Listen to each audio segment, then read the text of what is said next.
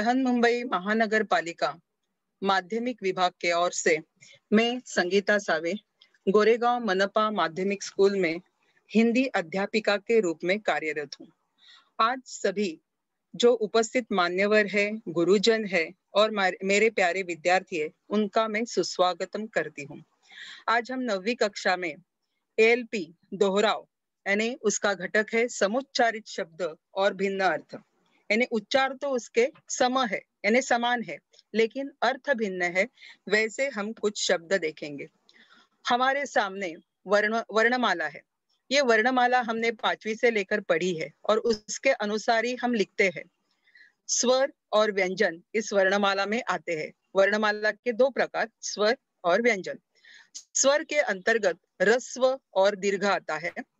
ह्रस्व में अ, ई, उ, रु ये 4 वर्ण है और दीर्घ के अंतर्गत आ, ई, उ, ए, ऐ, ओ, औ ये 7 वर्ण है। यहाँ पर हम देखेंगे ए और ए पर एक पर मात्रा नहीं है और दूसरे पर मात्रा एक ही है। लेकिन कभी कभी हम कैसे लिखते हैं, ऐसा हुआ, ऐसे लिखते समय ए पे 2 मात्रा देते हैं, वो गलत है।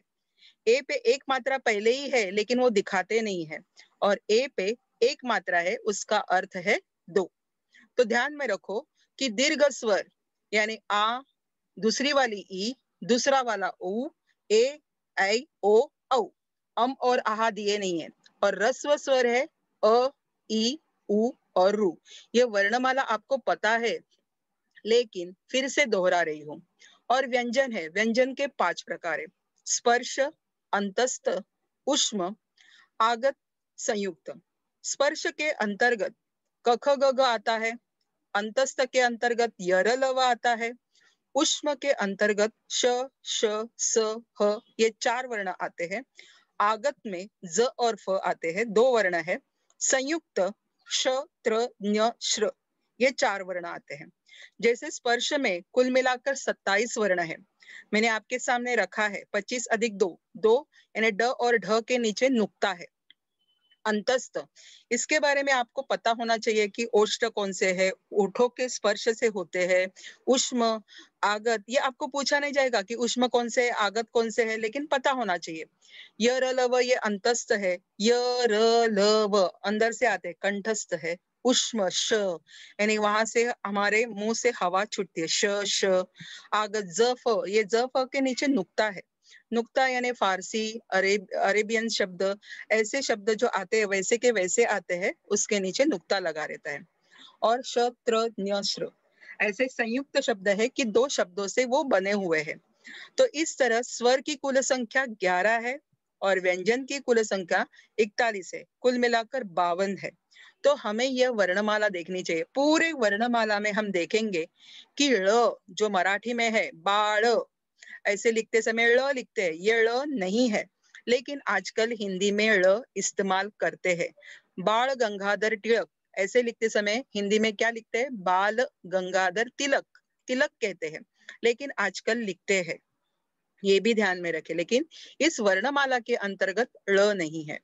और दूसरी बात, हिंदी में न्य आता है, जहां पर मैंने कहा है कि संयुक्त के अक्षर में श, त्र, न्य, ये मराठी में न्य कहते हैं, लेकिन लिखते समय न्य लिखते हैं, लेकिन हिंदी में उसका उच्चारण कैसे होता है, ज्ञ। ज्ञानेश्वर, उसके बदले हिंदी में क्या कहेंगे, ज्ञानेश्वर। इस तरह से कुछ थोड़े से बदलाव है, यानी वही है, वर्ण वही है, स्वर वही है, व्यंजन वही है, लेकिन उसके थोड़े से इधर उधर उच्चारण होते हैं, और वैसे हमें लिखना है। लिखते समय हमें सावधानी बरतनी है। समुच्चारित शब्द और भिन्नार्थक अर्थ। यहाँ पर मैंने कहा है कि मैं और मैं यहाँ 2 मात्रा का है और एक जो है 1 मात्रा का है। तो पहला वाला जो मैं है 2 मात्रा है और दूसरे में 1 ही मात्रा है। बाद में आया और मैं आगे जाके आपको बताती हूँ इसके अर्थ क्या होता है। एक पे 2 मात्रा है, एक पे 1 मात्रा है। तीसरा है कहा और कहाँ। चांद और बिंदी आती है, यहाँ बिंदी दी हुई है, इसका अर्थ भी अलग अलग होता है। दिन और दिन, पहला वाला यानी ह्रस्व दिन है, दीर्घ दिन है। सांस यानी चांद और बिंदी आती है, यहाँ सिर्फ अनुस्वार दिया है तो सांस यानी अनुनासिक उच्चार है और ये सास। दूसरी वाली की और पहली वाली की हमेशा आप गड़बड़ करते हो, राम भरोसे काम करते हो, कौन सी भी की यहाँ पर वाक्य में दे देते हो, लेकिन उसके अर्थ अलग है। ज्वार ज्वार, हल हल, सीना सीना, शाम शाम, जीवन जीवन, ये अलग अलग शब्द है, उसके अलग अलग अर्थ होते हैं। जैसे मैंने कहा कि यहाँ पर बक्से के अंदर बिल्ली दिखाई देती है आपको, तो बक्से में बिल्ली है, बक्से के अंदर में का अर्थ क्या हुआ, अंदर। तो ये पहला वाला जो में है एक मात्रा वाला, उसका अर्थ होता है अंदर, अंग्रेजी में इन। वैसे जो प्रीपोजिशन कहते हैं अंग्रेजी में, यहाँ पर में जो है वो हमें यानी शब्द के अंतर्गत यानी उसका अर्थ यानी शब्द के कारण समझ में आता है। बक्से में बिल्ली है, ये में का अर्थ हो गया अंदर। और दूसरा वाला में है दो मात्रा वाला, ये दो मात्रा वाला में है यानी मैं खड़ा हूं, व्यक्ति के बारे में, खुद के बारे में कहते हैं। मैं पे अनुस्वार है, दोनों में पे अनुस्वार है, ले एक में एक मात्रा है, दूसरी में दो मात्राओं। मैं खड़ा हूं, यहाँ पर देखो दो हाथ यानी दो मात्रा, ये ध्यान में रखना है। मैं खुद को अगर पेश करना चाहूं, मैं पुस्तक हूं, ऐसे आत्मकथा जब आती है, पुस्तक की आत्मकथा लिखिए, कुर्सी की आत्मकथा लिखिए, फूल की आत्मकथा लिखिए या किसी जवान की आत्मकथा लिखिए, तब मैं का इस्तेमाल होता है। मैं यानी मैं स्वयं, मैं खुद, तो मैं दो मात्रा वाला इस्तेमाल करना चाहिए। अगर वहां पर आपने एक मात्रा का इस्तेमाल कर दिया तो उसका अर्थ अलग हो जाता है। तो इस तरह से ध्यान में रखो कि मैं यानी बक्से में यानी अंदर, और मैं यानी ये मैं खुद दो मात्रा वाला, तो मैं और मैं का फर्क। वैसे और ये जो अंग्रेजी का मैंने एंड बताया है, मैं और मेरा भाई घर जाते हैं, ये और का अर्थ क्या है कि दो वाक्यों को या दो शब्दों को जोड़ा जाता है। हिंदी में अव्यय है, आपने पढ़ा है, ये आपका दोहराव चल रहा है। दोहराव यानी क्या, मराठी में उजळणी। तो ये जो है और यानी दो वाक्यों या दो शब्दों को जोड़ा जाता है, समुच्चय बोधक अव्यय, तो ये और यानी दो मात्रा का और का इस्तेमाल किया जाता है। दूसरा है एक मात्रा का और, साधु नदी के ओर जा रहे थे। अभी साधु और नदी है, अभी के और, इसका मतलब क्या, उस तरफ, साइड, उस तरफ जा रहे थे। तो और का मतलब क्या हुआ, साइड। अंग्रेजी में साइड ध्यान में रखो कि उस तरफ, तो तरफ भी ध्यान में रख सकते हैं। तो एक मात्रा वाला उसका अर्थ होता है साइड या तरफ, और दो मात्रा वाला एंड, मराठी में आणी ऐसे कहते हैं। दो वाक्य या दो शब्दों को जोड़ा जाता है। जोड़ने वाला ये दो मात्रा वाला है, और एक है वो एक तरफ है, इसलिए एक मात्रा, ये ध्यान में रखो। इसके पश्चात कहा आता है और कहाँ ऐसे आता है। किसने किससे कहा, किसने किससे कहा, डायलॉग बॉक्स दिया है मैंने। तो कहा यानी सांगितलं, मराठी में क्या कहते हैं, सांगितलं। किसने किससे कहा, तब चांद और बिंदी नहीं आती है, ये कहा अलग होता है। और कहाँ पर जब चांद और बिंदी आती है, यहाँ पर चांद नहीं निकला लेकिन बिंदी दी है, तो अनुनासिक उच्चार है। कहाँ जा रहे हो, प्रश्न चिन्ह है, यानी यह सवाल पूछा जाता है। तब कहाँ यानी कहाँ पर चांद और बिंदी आती है तो वो सवाल बन जाता है, और कहाँ पर कुछ भी नहीं आता है वो किसने किससे कहा, ऐसे कहना ऐसे हो जाता है। तो दोनों इसका अर्थ बराबर ध्यान में रखो, ये हमारी हमेशा गलतियां होती रहती है, तो वो गलतियां ना करे, इसलिए पहले मैंने आपके सामने ये छोटे छोटे सम उच्चारित शब्द लेकिन उसके भिन्न अर्थ आपको बता रही हूँ। उसके बाद आता है दिन और दिन। पहला वाला जो दिन है रस्व दिन, इस रस्व दिन के अंतर्गत दिवस भी आता है, यानी आज कौन सा दिवस है या कौन सा दिन है, तो आज 23 तारीख है, आज बुधवार है, ऐसे भी आता है। तो दिन यानी रस्व दिन हुआ, उसका मतलब डे, यानी आज का दिन बहुत अच्छा है। कल परसों हमने योगा दिन मनाया, तो योगा दिन विश्व योग दिन बनाया, तो ये दिन। वैसे आपके पाठशाला में जनवरी से लेकर दिसंबर तक अलग अलग दिन आते हैं, हम पाठशाला में मनाते हैं, वो वृत्तांत में हम कहलाते हैं। तो उस समय वृत्तांत लिखते समय आपको आ गया, आपके पाठशाला में स्वतंत्रता दिन का वृत्तांत लिखिए, या क्रीड़ा महोत्सव के दिन का वर्णन कीजिए, यानी वृत्तांत लिखिए, या आपने बाल दिन कैसे मनाया, या पर्यावरण दिन, योग दिन कैसे मनाया। इस समय दिन जो है ह्रस्व होना जरूरी है। अगर हम आपने लिखते समय वो दिन दीर्घ लिख दिया तो उसका अर्थ क्या होता है, गरीब। यहाँ पर मैंने चित्र बताया है कि दिन का अर्थ क्या होता है, दूसरी वाली यानी दीर्घ जो है वो गरीब कहलाता है। उसके बाद सांस, सांस जो है चांद और बिंदी लगती है। ये सांस जो है ये चांद और बिंदी यानी ब्रीदिंग, हम श्वासोच्छ्वास मराठी में कह सकते हैं कि हम दौड़ते हैं तब हम हांफने लगते, हमारी सांस फूलती है, तब हम सांस फूल गई, मैं दौड़ते दौड़ते मेरी सांस फूल गई, ऐसे कहते समय चांद और बिंदी आना जरूरी है। अगर वो चांद और बिंदी नहीं दी तो हमारी सांस हो जाएगी, सांस यानी मराठी में सासू, दौड़ते दौड़ते मेरी सांस फूल गई, सांस कैसे फूल जाएगी, सांस फूलती है, सांस नहीं फूलती है। तो ये दोनों का अर्थ आपको अच्छी तरह से समझना चाहिए। चांद और बिंदी ना हो तो उसका अर्थ अलग हो जाता है, और चांद और बिंदी देने पर उसका अर्थ अलग हो जाता है। वैसे ही दिन, ये शब्द का ह्रस्व दिन लिखने से क्या अर्थ होता है और दीर्घ दिन लिखने से क्या अर्थ होता है, ये आपके सामने चित्रों के माध्यम से मैंने रखा हुआ है। उसके बाद हम देखेंगे पहली वाली की और दूसरी वाली की। पहली वाली की, मुझे लगा कि आप नहीं आओगे। मुझे लगा कि आप नहीं आओगे, दो वाक्य है। मुझे लगा एक वाक्य है, आप नहीं आओगे ये दूसरा वाक्य है।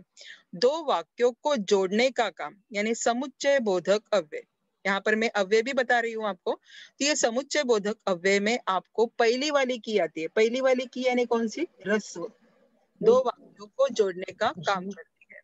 वैसे ही दूसरी, घोड़े की सवारी। घोड़े की सवारी, ये बैल की सवारी हो सकती है, घोड़े की सवारी हो सकती है, यानी संबंध बताया, सवारी का संबंध घोड़े से बताया है।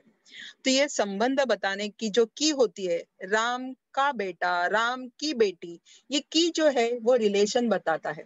तो ये रिलेशन जो बताता है, संबंध बताता है, उसके लिए की दूसरी इस्तेमाल की जाती है। आप जो राम भरोसे की का इस्तेमाल करते हो वाक्य में और उसके कारण अंक जाते हैं, वाक्य का अर्थ अलग हो जाता है, तो वैसे ना करें। तो आपके सामने मैंने पहली वाली की का अर्थ भी रखा है, दूसरी वाली की का भी अर्थ रखा है। यहाँ पर ज्वार और ज्वार दोनों ज्वारी है, लेकिन पहला वाला ज्वार जो है धान है, धान यानी मराठी में धान्य, ज्वारी बाजरी त्यातला ज्वार है। और दूसरा वाला ज्वार जो है हिंदी में उस ज्वार को ज्वार भाटा यानी मराठी मध्ये भरती ओहोटी। तो ये ज्वार, इसका मतलब है समुद्र में आने वाला ज्वार, वो ज्वार है यानी भरती आई हुई है। ओहोटीला भाटा म्हणतात, ज्वार भाटा। तो ज्वार का मतलब अलग अलग होता है। परिच्छेद में हमें कौन सा ज्वार दिया है, किसके बारे में कहा है, हमें परिच्छेद पढ़कर, वाक्य पढ़कर या संबंध समझकर हमें ज्वार का अर्थ लेना है और ज्वार का इस्तेमाल करना है। अभी हम आगे देखेंगे कि हल, हल जो है, हल एक आपके सामने किसान है, किसान के हाथ में हल है, वो खेती के बारे में करता है किसान कि हल कैसे चलाना है।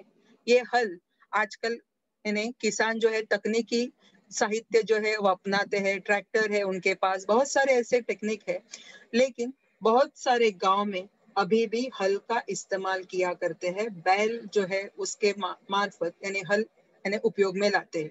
ये हल यानी मराठी मध्ये नांगर, तो ये हल हो गया। और दूसरा हल, ये दूसरा हल जो है हम कभी कभी देखो एक ही रंग लाने के लिए यानी प्रॉब्लम सॉल्व करना, हल यानी क्या, प्रॉब्लम, समस्या का यानी उसका निराकरण करना, ये हल है। यानी हल, आप हल कीजिए, सवाल हल कीजिए, यानी सवाल आप यानी अच्छी तरह से सवाल का जवाब दीजिए, सवाल को सुलझाइए, सुलझाना यानी उसका मतलब है हल। यानी हल दिया हुआ है तो वो कौन से अर्थ में दिया है ये भी देखना चाहिए। सीना, यहाँ पर सीना है, यहाँ पर आपको बॉक्सर की यानी यहाँ पर चित्र दिखाया है, तो 6 पैक है उसके, 8 पैक भी दिख रहे हैं। तो ये सीना यानी छाती, मराठी में सीना क्या मतलब क्या होता है? छाती। तो ये सीना है। और दूसरा सीना यानी कपड़े सीना, यानी सीना यानी सिलाना, तो ये सीना है। तो कौन से अर्थ में आपको सीना दिया है, कौन से अर्थ में आपको हल दिया है, वैसे आपको अच्छी तरह से लेना है। शब्द एक ही है लेकिन उसके अर्थ अलग अलग है। इसलिए छोटे छोटे शब्द से लेकर आज आपको मैं दोहराव करा रही हूँ। और ये दोहराव आपको अंत तक ध्यान में रखना है। सिर्फ 9वीं कक्षा के लिए, 10वीं कक्षा के लिए नहीं, जब तक आप हिंदी का इस्तेमाल करते हो तब तक आपको ध्यान में रखना चाहिए कि ये शब्द अलग हो जाता है। वैसे बातों बातों में मुझे ध्यान में आया कि आपको बगीचा ये शब्द मालूम है, मराठीमध्ये बाग म्हणतात, लेकिन हिंदी में उसे चमन भी कहते हैं। मराठी में चमन यानी आप समझ जाते हैं, जिसके बाल नहीं होते वो चमन कहलाता है, लेकिन हिंदी में चमन इसका मतलब बगीचा होता है। तो आप मराठी के अर्थ से चमन ना लीजिए, तो वो अर्थ अलग हो जाता है। हिंदी में चमन यानी बगीचा होता है। तो अभी ये कहते समय मुझे ध्यान में आया, कुछ शब्द ऐसे हैं मराठी में उसका अर्थ अलग होता है और हिंदी में भी अर्थ अलग होता है। लेकिन मैं मराठी और हिंदी का यहाँ पर इन्हें आपको सॉल्व नहीं कर रही हूँ। यहाँ पर हिंदी में ही शब्द है लेकिन उसके अलग अलग अर्थ है, ये बता रही हूँ। ये कहते समय मुझे याद आ गया, इसलिए मैंने चमन का उदाहरण आपको दे दिया। आगे देखेंगे हम कि और कौन सा शब्द है। जीवन, जीवन और जीवन दूसरा है, यानी पहला जीवन है पानी, जो रस्व आता है वो पानी है, और दूसरा है जीवन यानी लाइफ। लाइफ यानी क्या? आयुष्य। जीवन में सुख दुख आते हैं। अभी जीवन में सुख दुख आते हैं, यानी हमारे आयुष्य में, हमारे लाइफ में, यानी सुख दुख आते हैं। जीवन की बात कहनी है, पूरे जीवन स्टोरी यानी लाइफ स्टोरी है। ये लाइफ स्टोरी कहते हैं तो वो जीवन दीर्घ होता है। तो आप ध्यान में रखो कि जीवन दीर्घ इस्तेमाल हो गया, इसका मतलब है लाइफ, और जीवन रस्व इस्तेमाल हो गया, इसका मतलब है पानी। बाद में है शाम। पहला वाला जो शाम आपके सामने है यहाँ पर, ये शाम जो है, ये य लगा हुआ है, ये व्यक्ति का नाम है। शाम का मतलब सावला, सावला। हम ये शाम का नाम किसे देते हैं? कृष्ण को भी हम शाम कहते हैं। कृष्ण कैसा है? सावला है। तो ये व्यक्ति का नाम है। अगर हमें शाम ये ऐसे लिखा तो संध्या का समय, यानी हिंदी में शाम यानी संध्या का समय, मराठी में संध्याकाळ कहते हैं। संध्याकाळ यानी इस्तेमाल करना है, तो यह शाम इस्तेमाल करना है। तो ये संध्या का समय है। यानी आपके सामने मैंने अलग अलग शब्द रखे, उसके अर्थ क्या होते हैं वो भी। वैसे बहुत सारे शब्द है, आप जब पाठ पढ़ेंगे, आपके 9वीं कक्षा के हो या किसी भी किताब में बड़े स्टोरी बुक पढ़ेंगे, तब पढ़ते समय आपको ध्यान रहना चाहिए। हर शब्द का अर्थ आपको समझ में आना चाहिए। पढ़ने आता है इसका मतलब ऐसे नहीं है कि कुछ भी पढ़ो, समझ में आ रहा है, सामने वाले ने मुझे पढ़ने के लिए कहा। आपको जब होती है मौखिक परीक्षा, वाचन करने के लिए कहते हैं, आप धार धार धार धार धार धार शुरू हो जाते हैं, तो वैसे पढ़ना नहीं है। तो सोच समझकर पढ़ना है। जहां पर विराम चिन्ह है उसका भी इस्तेमाल करना है। हर शब्द जो है रस्व दीर्घ, उसका भी उच्चारण अलग अलग होता है। शाम नाम का व्यक्ति है, शाम हो गई थी, शाम जल्दी से हो गया उच्चार, तो ये शाम है, शाम। यानी उच्चारण भी हमारा अच्छी तरह से होना चाहिए। उच्चारण के साथ अर्थ भी बदलता है, इसलिए हमें उच्चार करते समय, पढ़ते समय उच्चार की ओर ध्यान रखना है। और लिखते समय भी हमने पहली मात्रा में लिखा है यानी रस्व लिखा है या दीर्घ लिखा है, ये भी देखना है। और लिखना और पढ़ना, इसमें हमें एक इस्तेमाल हो सकता है। यहाँ पर मैंने नीचे दिया है 2 मात्रा वाला में। मैंने बताया कि व्यक्ति खुद के लिए इस्तेमाल करता है। एक में है जो अंदर यानी एक ही मात्रा है और नहीं। इन तीनों पर बिंदी, बिंदी यानी अनुस्वार हमेशा लगता है। कभी भी भूलकर अनुस्वार देना न भूलिए। मैं, नहीं, इस पर हमेशा अनुस्वार लगता है। उसके बाद मैंने दिया है, उस पर बिंदी नहीं है, दूसरे है पर बिंदी है। तो पहला है जो है वो एक वचन है और दूसरा है वो बहुवचन है। एक लड़का है तो लड़का एक वचन हुआ, लड़का है तो ये है पर बिंदी नहीं आई। वहां पर बहुत सारे लड़के हैं तो है पर बिंदी आ जाएगी, यानी वो बहुवचन है। वैसे ही थी, लड़की थी, एक लड़की थी, तभी थी पर बिंदी नहीं आएगी। और बहुवचन के समय वहां बहुत सारी लड़कियां थी, तब थी पर बिंदी आ जाएगी। इस तरह से एक वचन और बहुवचन वाक्य लिखते समय कहाँ पर बिंदी आनी चाहिए, कहाँ पर बिंदी नहीं आनी चाहिए। बिंदी आने पर अर्थ एक वचन हो जा बिंदी आने पर बहुवचन होता है, और बिंदी ना हो तो वो एक वचन का वाक्य होता है। तो यहाँ पर वचन, विराम चिन्ह, शब्द, यह सभी मायने रखते हैं। आज हमने समुच्चारित शब्द यानी समुच्चारित हिंदी के मैंने कुछ शब्द बताए। वैसे भी आप हिंदी में कवि, जो कविता लिखते समय यानी कविता पढ़ते समय कवि हम जानते हैं, तो कवि शब्द जो है हिंदी में रस्व आता है और मराठी में दीर्घ लिखते हैं। आशीर्वाद, ये शब्द भी यानी आशीर्वाद जो है वो हम पहला और दूसरा हिंदी मराठी में कैसे लिखते हैं। आप मराठी की किताब में आशीर्वाद कैसे लिखेंगे, हिंदी की किताब में आशीर्वाद ये शब्द कैसे आता है, कवि हमेशा इस्तेमाल होता है। इसलिए मैंने कह दिया हिंदी में कवि रस्व आता है और मराठी में कवि दीर्घ आता है।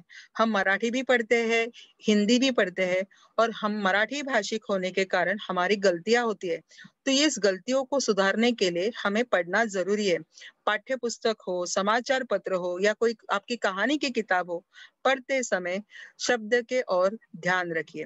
कौन क्या कहता है सुनना भी बहुत यानी श्रवण भी महत्वपूर्ण है, लेखन भी महत्वपूर्ण है, और बोलना यानी उच्चारण करना ये भी महत्वपूर्ण है।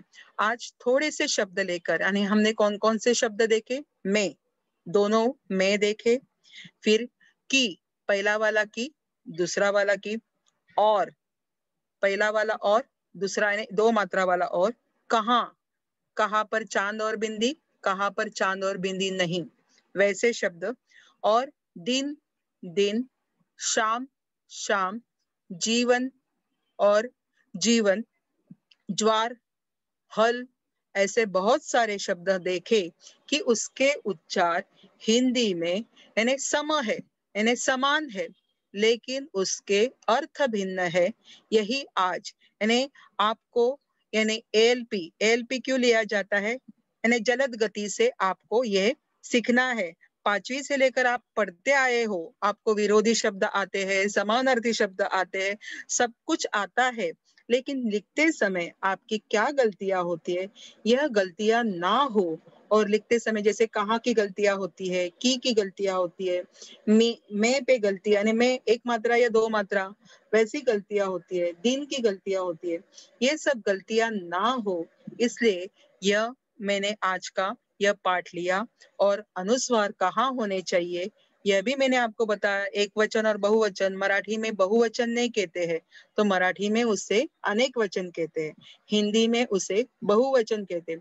यानी मराठी के शब्द कौन से हैं और हिंदी के शब्द कौन से हैं, ये भी आपको पता होना आवश्यक है।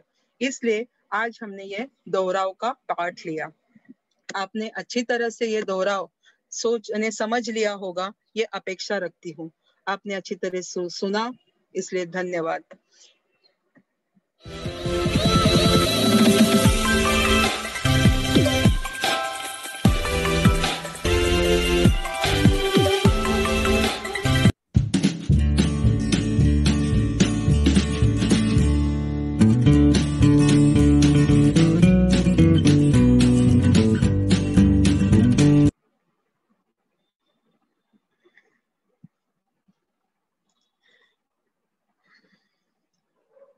हेलो।